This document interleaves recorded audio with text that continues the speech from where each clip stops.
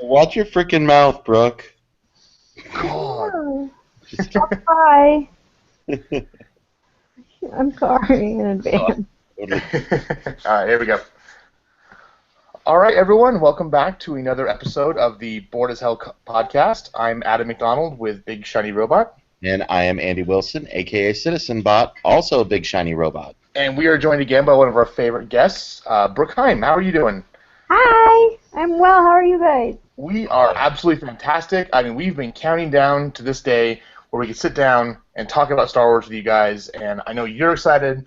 I've been waiting years to talk about this, so without further ado, we're going to go ahead and dive in really fast. Nope. Hold the show. Stop. Right. We got to talk about Alvin and the Chipmunks, the road trip. I'm very sorry. God damn it! I'm more sorry than a parent who forgot to get tickets to Star Wars and instead had to take their children to see this piece of crap. I'm very sorry. A literal piece of crap, because for those not familiar with the Alvin and the Chipmunks movies, this is the fourth one, and weren't they chipwrecked last time? Yes, they were chipwrecked, and before that there was a squeakquel. And in just the trailer for the original Alvin and the Chipmunks movie, there was a poo-eating joke. Oh, that continues. Because poo-eating is everything that I want to aspire to be and do in my life. There are pee and poo jokes in this movie, which is supposedly for children, and I feel very bad for the very talented people who are involved in this, and I hope that their checks cleared, and I hope that you continue to make lots of money off of them, and I'm very sorry that you had to be involved in this. I forget who's... Oh, yeah, Jason Lee's slumming in this one, because Neil Patrick Harris says the Smurfs. Yeah, so don't talk about the Smurfs, Brooke. You're not allowed to talk about... No. If I had to choose the recycling Greenpeace jokes of Smurfs or pee and poop jokes and the road chip? The road chip. What is that crap? That is crap. So here's what happened. Dave and his new girlfriend, who we know she's a doctor because she wears her stethoscope everywhere. Yeah. Oh, that's the only way you can tell that a woman is smart if she has a stethoscope. Got it. Yeah, exactly. Brooke's got one on right now, so... Yeah. Dr. Brooke. Paging Dr. Brooke. Anyway, so...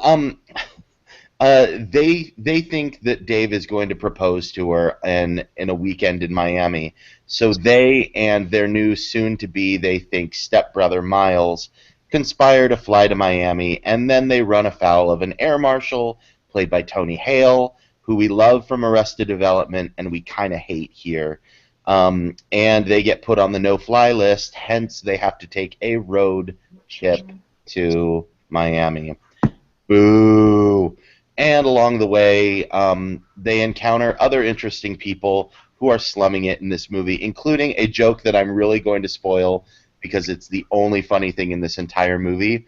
They meet John Waters, and Alvin tells John Waters, "Don't you judge me, John Waters. I saw pink flamingos." Oh, I heard about that, and I was like, you're going to throw in... No, don't get me wrong. John Waters is amazing, even though his films are crass as hell. But we're really going to throw in a joke about one of the dirtiest movies ever made into a kids movie? Exactly. It's like they're going to get that. No one, and even most parents won't get it because most parents who have kids didn't watch Pink Flamingos. Yeah, I know. I got that joke. I laughed at that joke. But yeah, I don't.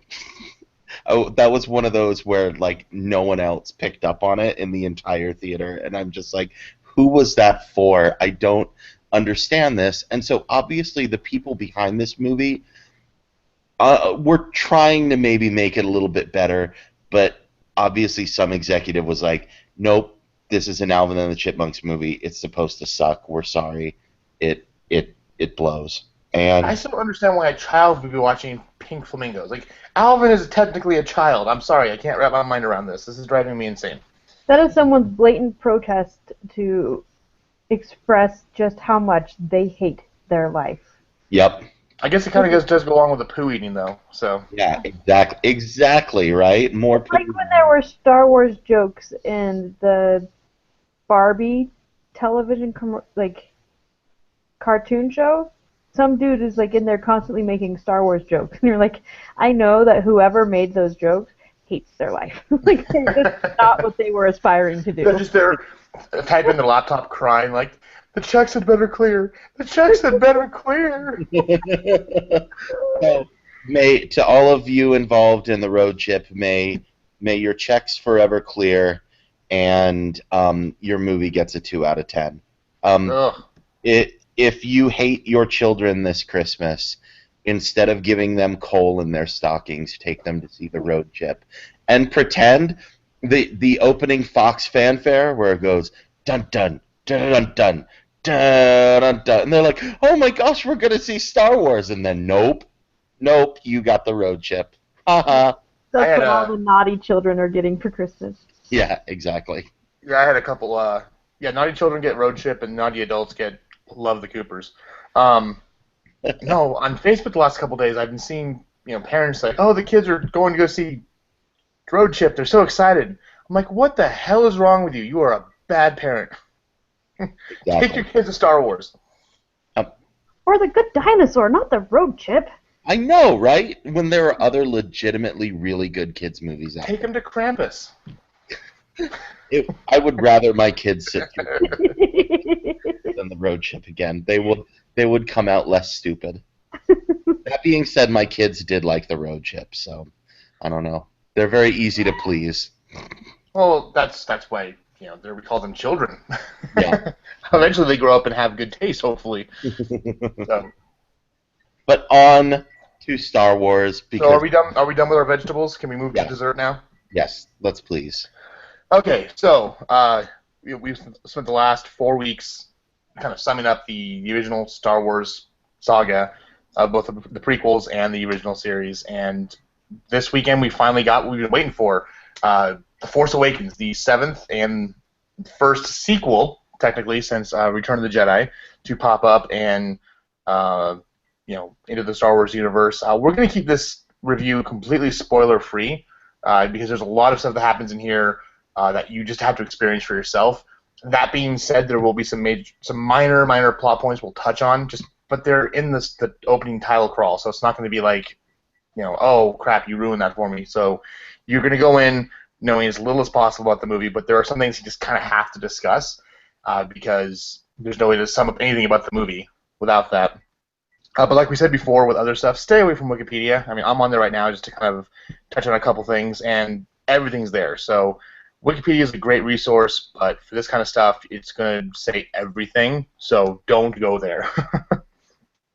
Andy, you're really good at stuffing movies up. Why don't you give us a couple minutes and just say very, very briefly kind of what was going on here? This is the follow-up to Star Wars, and I think the best way to think about this is that we talked about this when we talked about Star Wars and Joseph Campbell, Hero of a Thousand Faces, A Hero's Journey. This is a hero's journey for the next generation. Yes, you get your Luke and Han and Chewie and Leia all back in various bits and pieces. There's not a ton of them in here, but they are in here. But this is the story of 3 new heroes. We've got Oscar Isaac as Poe Dameron, the best pilot in the Resistance, who kind of like your new Wedge in a sense. Yeah, exactly, and maybe kind of your new Han Solo too. He's really cocky. He's a great pilot. He's awesome. He's really funny. When first faced with Kylo Ren, he's like, so how do we do this? Do you talk first? Do I talk first? How do we do this? I loved that moment. Yeah, that was great. Kylo Ren is your new Darth Vader. Yet no, people, it's not Luke Skywalker. It's Adam Driver. The internet, you exasperate me sometimes. Yeah, there's a really dirty girls joke in there somewhere too. Oh yeah, totally. And then you've got Rey, who is marooned on the desert planet of Jakku, and she doesn't know who her parents are, She's been there basically her whole life, and she finds Poe Dameron's droid, little BB-8, Yay! and they go on a special journey together to take stuff back to the Resistance to save the galaxy, and they're aided by Finn, who is an ex-stormtrooper who has seen too much and wants out, and so he helps Poe Dameron escape. He gets to Jakku with Rey, and they try to escape.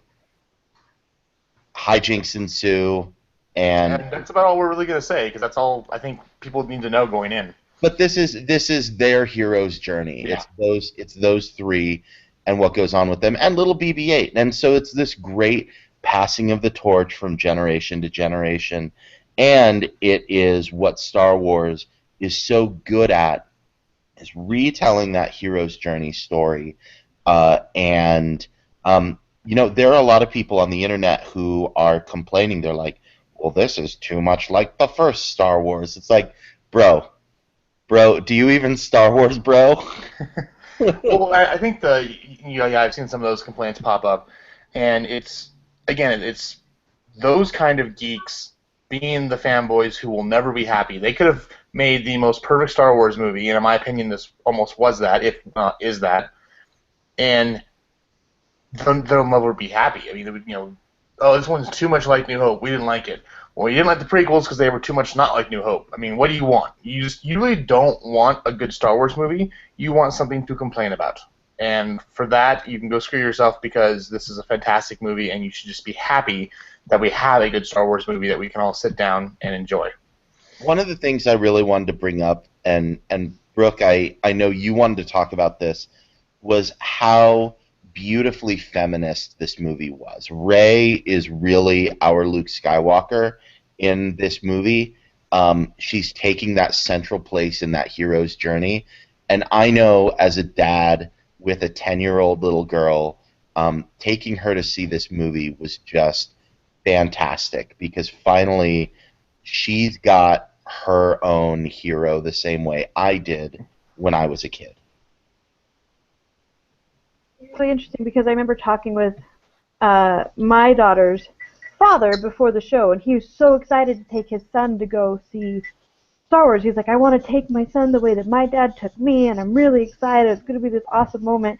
And like watching the movie, I was like, no, this is all about me taking my daughter to go see this movie, because it's so freaking awesome. Like everything, Rey is everything that you want your daughter to grow up with, and she is Luke, she is Han, she is Leia, she is everything. And yesterday we were watching Jedi with my daughter Prudence, and she started singing when Leia came on the screen. Leia is my favorite person. Leia, she's my favorite person. And I was just like, oh, honey, just you wait. Like, you have no idea, because Leia was awesome, and it was right as she like choked out Jabba the Hutt, and she's like, oh, you mean the giant saliva testicle she was talking about? Yeah. Yeah.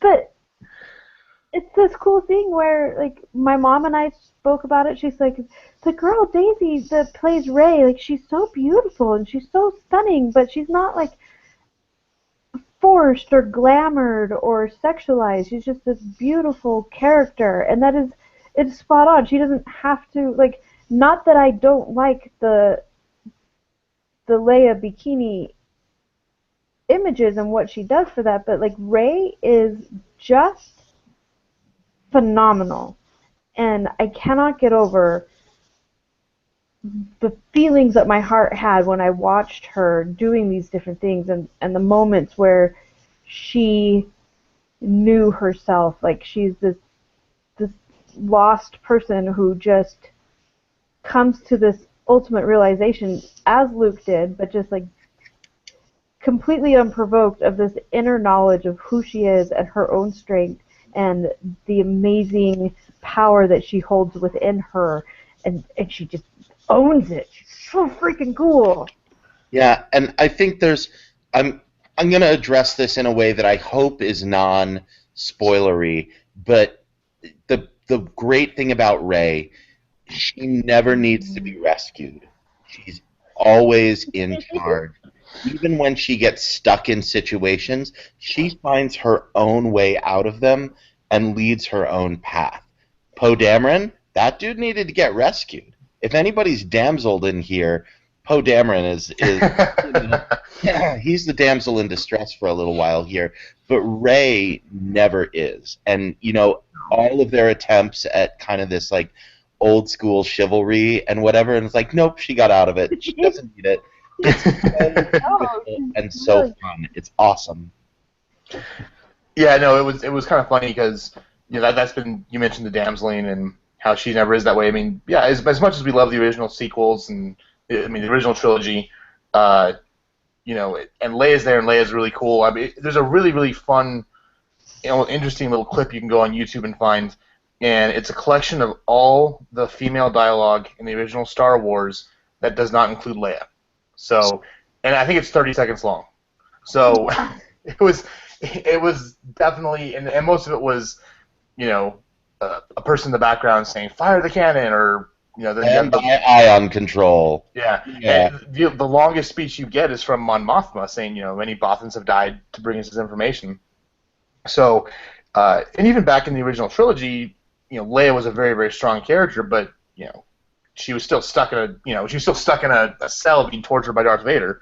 And of course, she did come out and be a badass and grab the gun and start shooting people, and that was really cool. But yeah, Rey in this it's so cool to have a central character who is that much of a badass, and and she's this wonderful, powerful woman who isn't taken back from anyone. And she doesn't have to develop into being like, by the end of Jedi, like, Leia is freaking awesome. Rey was just from scene one. Not that she wasn't from the beginning, but Rey is the entire time. There's no developing of how freaking awesome she is from just what you see in the previews when she's in the ship and she is in charge of whatever her future is going to be, and it's fantastic. I would say that my only complaint with the movie, from a feminist standpoint or any standpoint really, and I'll try to be as unspoilery here as possible. And I know where you're going. I don't think there's much to spoil, to be honest. I don't think so either. So, and I understand. We talked about this last night at a party. The involvement of Captain Phasma in the movie was so disappointing to me. Like, it's so limited. It's so minimal. And I know that, like we talked about last night, how the fans really just got hold of this idea of what and who Captain Phasma could be, and we all kind of went like apeshit crazy with it because we were so freaking excited for the possibilities. And I genuinely hope that they hear us and they do more with that going into the next few movies, because there's so much opportunity there. Like, I know that she's not of the light and on the rebel side, but I feel like to have that balance in both sides of it, I really hope that they do more with that character and really develop that, because I was disappointed with that looking back on it. Yeah. But it's my own fault for being disappointed. I made it up in my own mind to be what I wanted it to be. So. Right, and that was, if you listen to Geek Show podcast or Radio from Hell, Kerry Jackson was always saying, go into these movies with no expectations, because if you go in expecting something, no matter, you've built up a story in your mind, you're probably going to be disappointed. I think even, you meant for me too, we saw Captain Phasma and she just looked so cool, and it was awesome to know Gwendolyn Christie was playing her, and we were all excited about it. And like we mentioned last night, hanging out with everyone, for the original trilogy, we kind of did the same thing with Boba Fett. Because, Andy, you and I talked about how Boba Fett didn't do jack crap pretty much, except for get blown into the Sarlacc pit. But that being said, I'm really, really hopeful that she will play a bigger role in the next movies, because she is obviously a fan favorite. I don't think they would have wasted Gwendolyn Christie's talents on nothing. Right.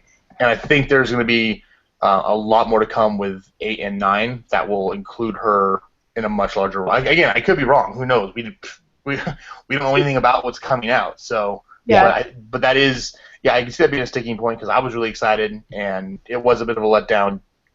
She literally had 5 minutes of screen time.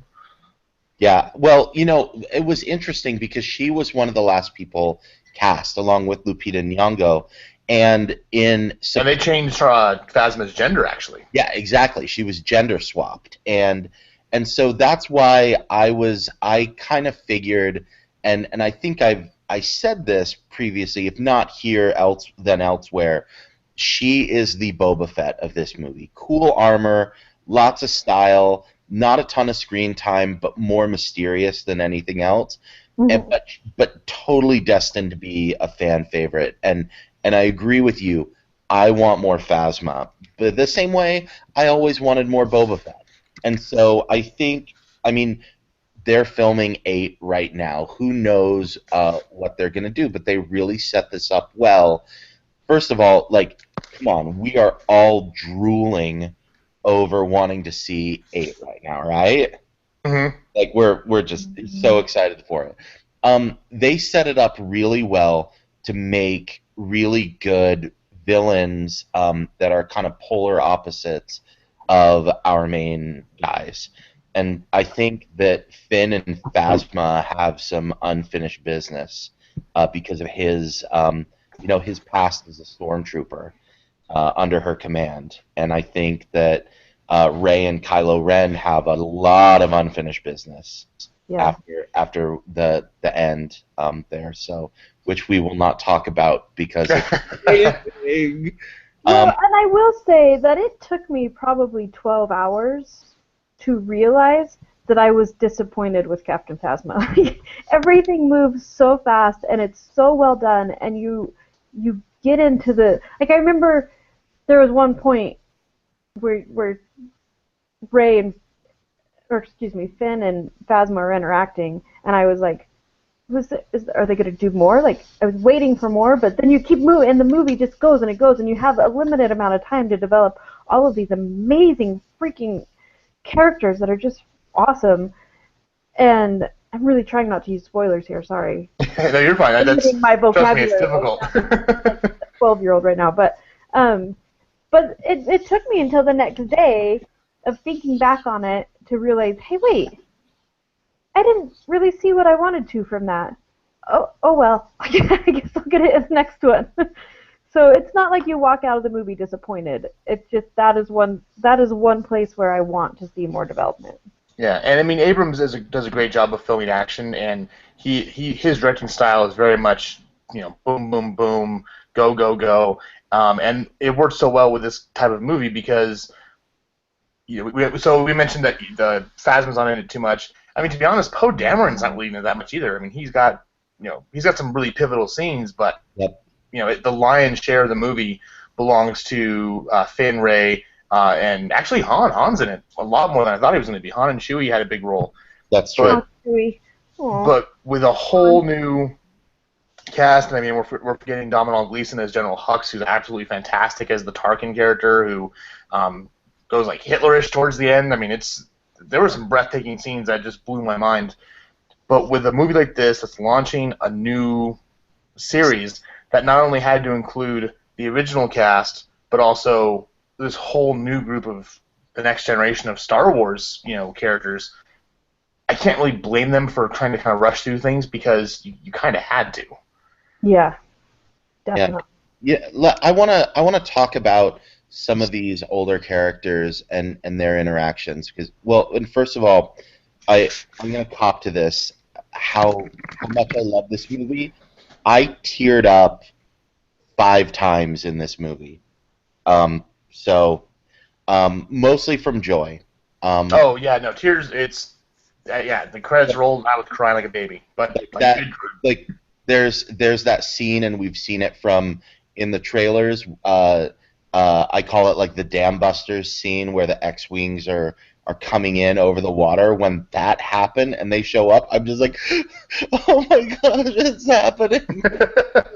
I felt really bad for the people in front of me because I couldn't stop exclaiming, like, just joy and sadness and profanities and excitement and all of it. I couldn't keep it in my body. But one of the times when this happened was a really beautiful scene between Han and Leia, and it just was beautiful, and so much was said without, like, in between the lines of the dialogue, and I heard someone compare it to the third chapter of the Before trilogy by Richard Linklater.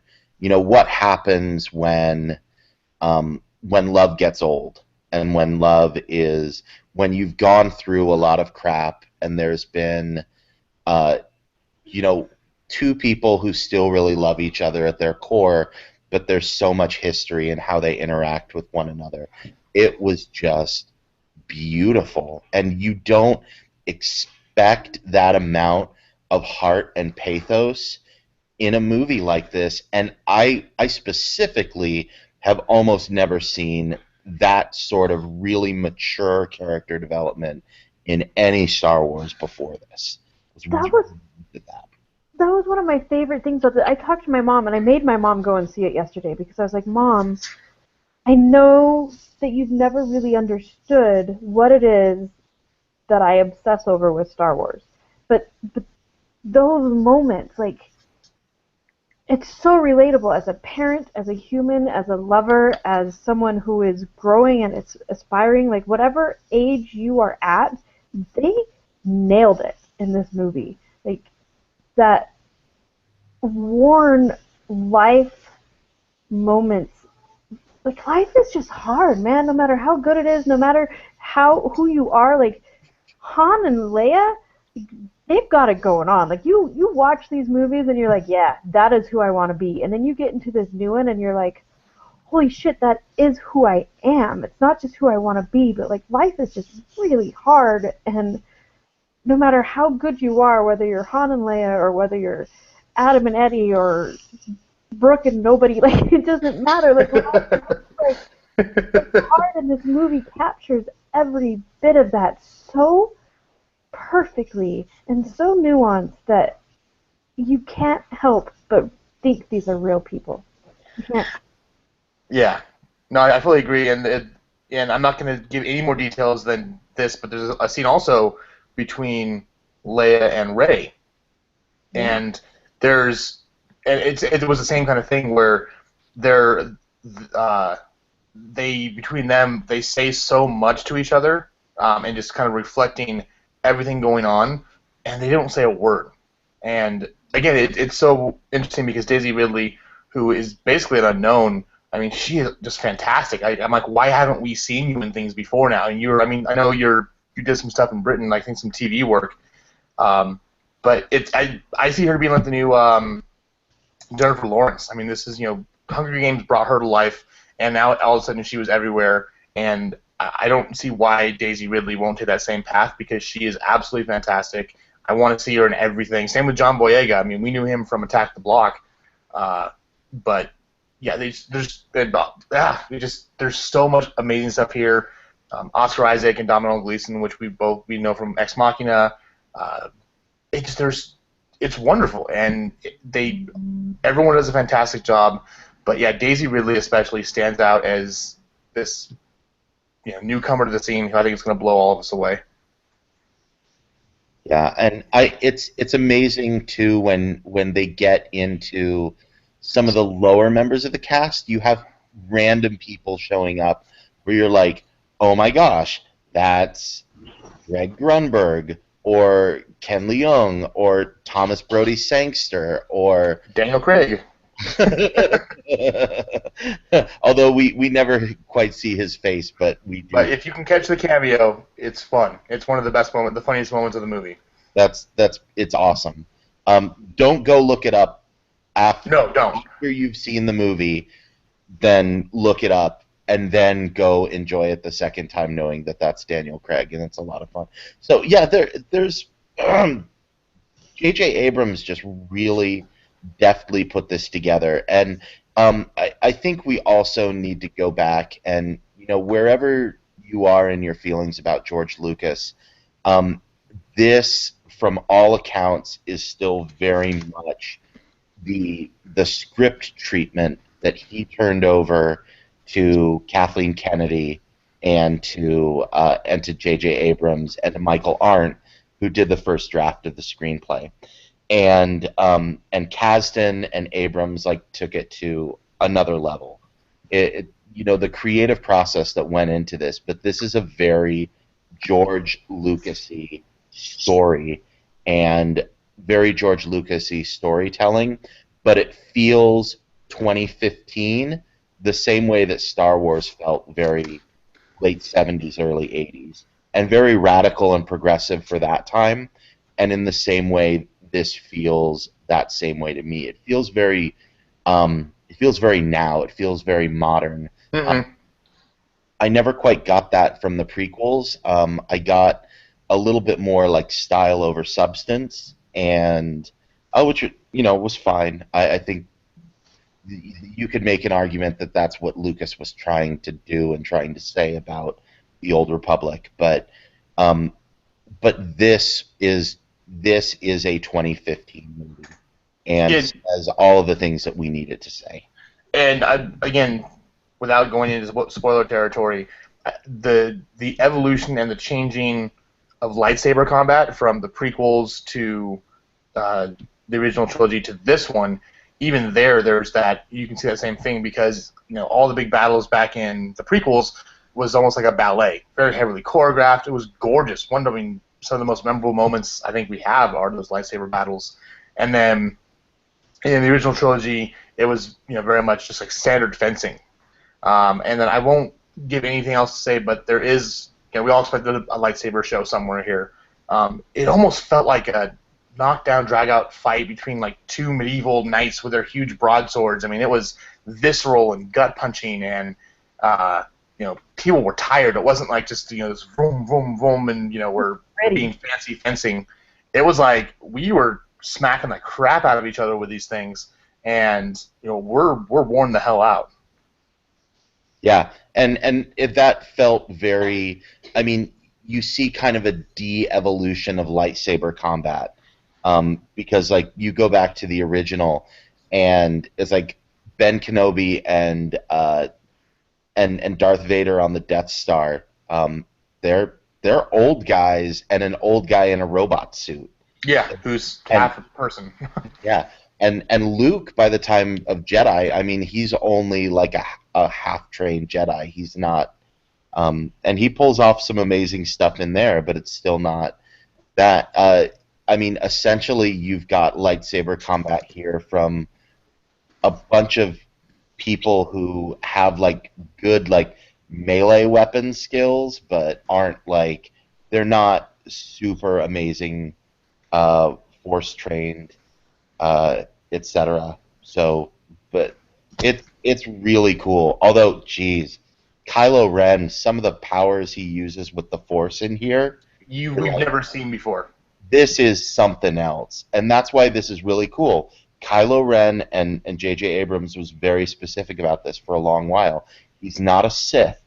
He's something different. And the way that he treats the Force and the things that he does, and it's a different side of that coin, man, and it is scary. But it's really cool how they're taking this to the next level, and they're expanding that universe. And for the first time since 1983, I really feel this universe expanding very rapidly. Mm-hmm. I felt the prequels were very inward looking, and going back to explain all of the things that we knew from the first three movies. This really seems to blow it up to a different level. Yeah, and that's really all the space that the prequels had to be. They didn't have much more space to go beyond that, and this is just exciting. 524 days till episode 8. Let's do it. And only a few months until Rogue One.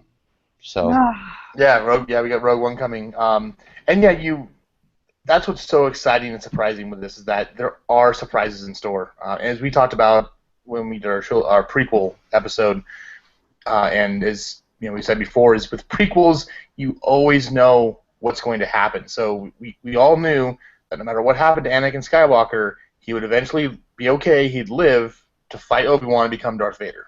I mean, there's no way around that. That has to happen because we've seen New Hope, Empire, and Jedi. This is a blank canvas. We don't know what's going to happen here. There's no precedent set. We can make a guess because, as we've mentioned a couple times, this movie does heavily play off New Hope with the hero's journey, starting on a desert planet. There's a droid. There's little things that a Tarkin character. So we can kind of guess, but again, Lawrence Kasdan's a great writer. He's in this now from the beginning, so he's had the chance to work with Abrams and everyone else, and especially going forward into whatever Episode 8 ends up being called, to kind of weave the tale he wants from the beginning. And I'm sure they did let him have a lot of leeway in what he wants to do. And then it'll be interesting to see with Episode 8 as well, because Rian Johnson is such a very, very different type of director, and he does focus very well not only on action, but also story and dialogue. I'd say better than Abrams does. If you look at like Brick or Looper, he's fantastic at that. And Looper is one of my top 10 movies of all time. It's a fantastic film. It was my favorite of that year.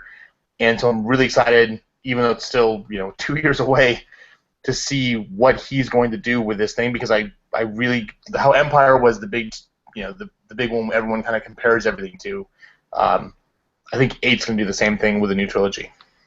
Well, and I think the bar is set very high for him.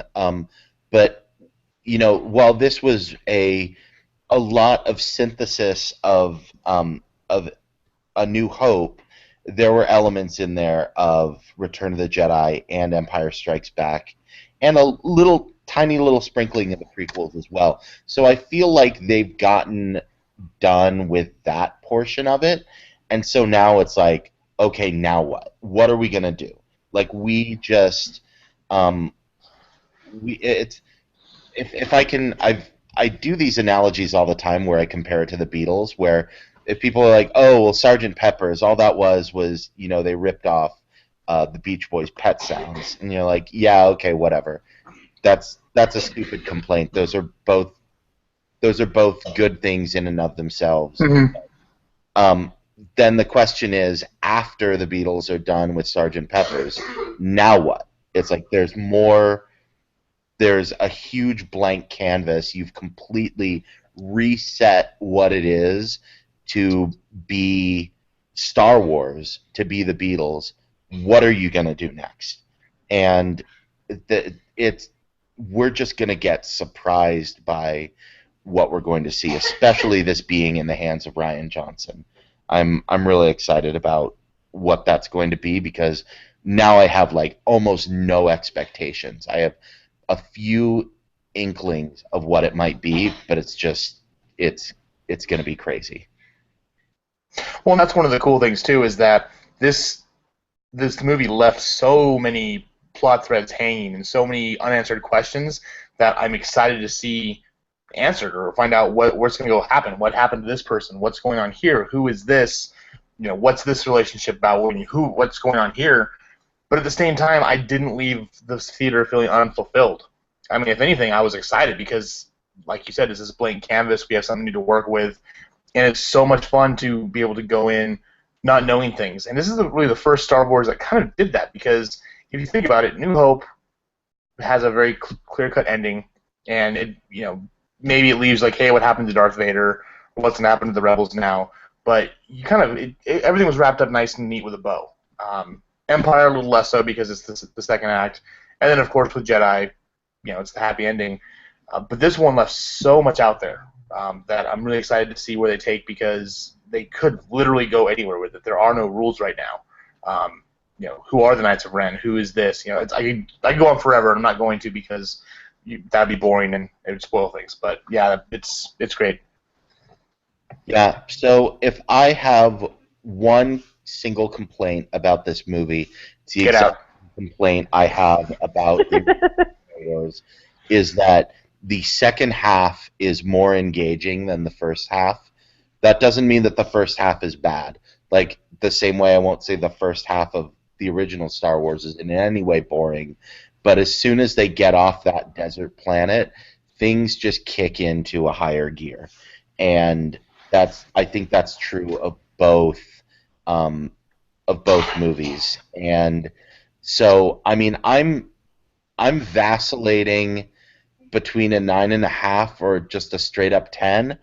My heart really wants me to go with just a straight up 10 out of 10, but that'll be the fourth movie I've given a perfect 10 to this entire year. Hey, there was some good movies this year.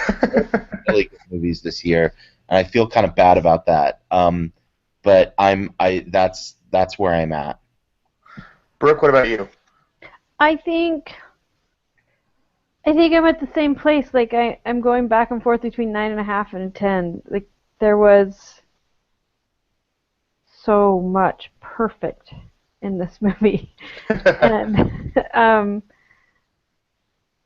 there were a few things I wanted a little more of, but yeah, 9.75. That's allowed. You can do that. I couldn't go less than a 10. If I could go higher, I would. It was. Like you mentioned earlier, Andy. Like, you the tears of joy you had. I haven't had that from a movie since I can remember, where I just saw this movie and was so enraptured and so drawn in, and it was. We talk about nostalgia and we talk about reliving the original Star Wars, but I was that little kid again. I was sitting there and I was like 5 years old with my dad watching the original one, and just having the time of my life in this new universe and seeing things I'd never seen before. And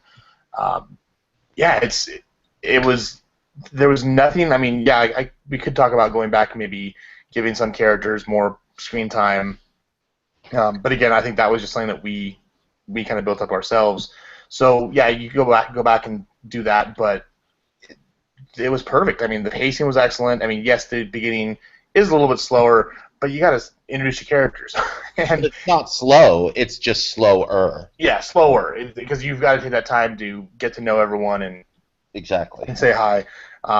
It does take off after about it's a half hour, 40 minutes in when they get off Jakku. Yeah. But yeah, the pacing was excellent. I mean, we didn't even talk about it, but John Williams, man, he killed it with the score again. Because you've got all the classic elements of what we're hoping to hear in a Star Wars movie. Huh? Screw it, I'm giving it a 10. Yes!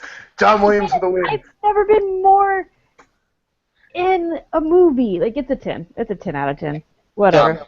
Yeah, and if anyone's worried about that, if you want to go pick up the soundtrack, the one I saw at a friend's work, the back did not have any track listings. So if you're worried about any kind of spoilers because you haven't seen the movie yet, you can safely pick up the soundtrack and they will not be there. Yeah, there's no spoilers there. Although this borders on a spoiler, but it isn't. I mentioned the 5 times when I teared up. The last time that happened. Well, no. Okay. The last time it happened was when Chewie showed up in the Falcon.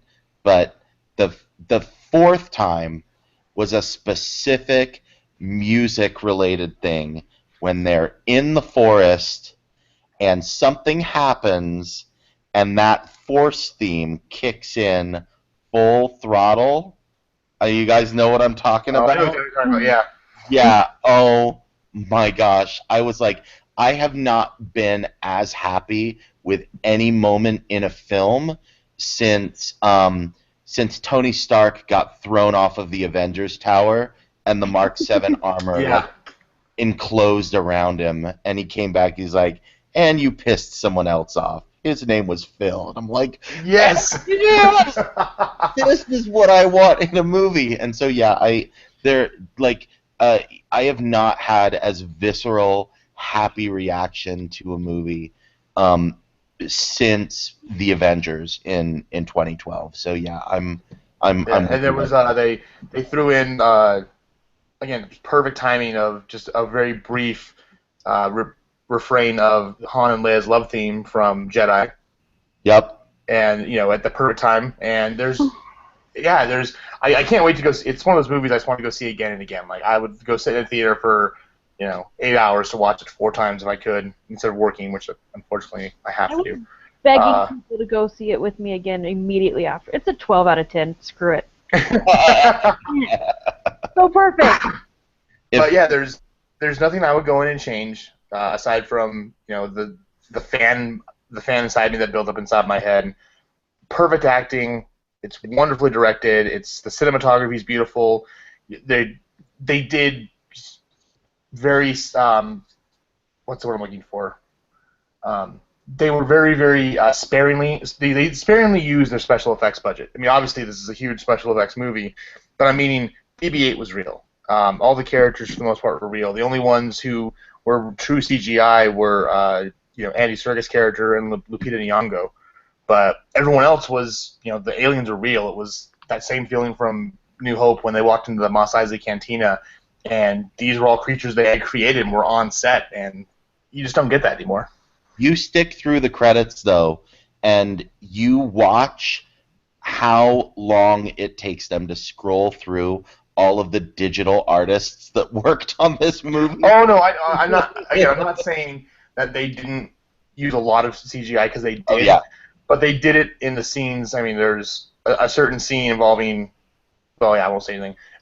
They used it where it mattered, because yeah, I'm sure there's tons of green screens. But when it's the close-up, like interactions between these characters that are, these aliens and creatures that are supposed to be real, they were real, and that makes it so the actors could actually play off them because they had a puppeteer there and they had someone doing the voice work, and it wasn't just a tennis ball and a stick that made Ian McKellen cry. Yeah, I know. This was amazing, and like we haven't even talked about Lupita Nyong'o and Mas Kanata and how cool of a character that was, and the digital that went into that. I mean, it felt really seamless though, and that was a lot of fun. Cool. So we're all at tens. I mean, I don't think anyone can give this movie a higher recommendation. If you haven't seen it yet, by all means, get to it before the week's out. If you're planning to maybe wait for your Christmas Day to go see it with family, buy your tickets now. I mean, the numbers just came out. It officially has broken every single record known to man. Biggest midnight opening, biggest one day, biggest weekend, biggest international weekend. This thing is blowing up, and it's as much as we're trying to keep things spoiler free, and there are people out there who are just a-holes who are purposely trying to ruin the movie for you. So if you haven't seen it, please get out there as soon as you can. Even if for some reason you don't like it, I don't understand why you couldn't, but it's something that I think everyone just deserves to go out there and experience themselves and not have someone else pop in and be like, oh, so when blah, blah, blah, and it just kind of crumbles around you. So any closing thoughts on it, guys? And girls? I saw it Friday. I saw it yesterday. I'm seeing it again tonight. I'm gonna try and go see it again on Monday or Tuesday night with my wife, who hasn't seen it yet. If I could see this movie every day from now through the end of the year, I would be very happy. Brooke? All the Star Wars all the time. It is not real life, but it sums it up, and it's beautiful. It's beautiful. Going to it, watching a movie, not an extension of Star Wars in life, is beautiful. Yeah, I want to go see it more and more. This week it's Hell Week, so just hopefully we can squeeze it in at least 1 or 2 more times before Christmas. But yeah, it's fantastic, and I mean, words fail me. I literally walked out of the theater, and I couldn't say anything because I was just that blown away. And anyone who knows me knows that I'm never speechless. I always have something to say. But yeah, walking out of this, I mean, I had to stay up, just pacing and thinking and talking to friends who'd seen it until 5 in the morning, and we got out like at 12:30. It stays with you, it doesn't leave you, and oh god, it's fantastic. I mean, go see it now, go see it a million times. This is what Star Wars is, and this is what we've been waiting for over 30 years to get back. So Yeah. Yeah, so that's this week. I mean, obviously it was a Star Wars, Star Wars, Star Wars. Next week is going to be kind of hard not to keep talking about Star Wars, but we do have a couple movies. The big one, of course, is Tarantino's Hateful Eight, which is his new Western movie. Everything else is kind of weird because some things are opening nationwide, some things are only opening just in time so they can qualify for the Oscars. I know Point Break's coming out. The Revenant won't be out until next year, but they are doing some special screenings, so keep an eye out for that. And then the Jennifer Lawrence dramedy Joy, which I'm guessing we're seeing on Christmas Day. I haven't heard yet, but whatever we see, we will definitely let you know next weekend. We've also got Carol. Oh, Carol, yes. Which opens wide on Christmas Day, and The Big Short, which opens up on Christmas Day. Yeah, so we'll have a bit to talk about, but until then, everyone have a Merry Christmas. We will talk to you after that. I'm Hail Satan, and have a lovely afternoon.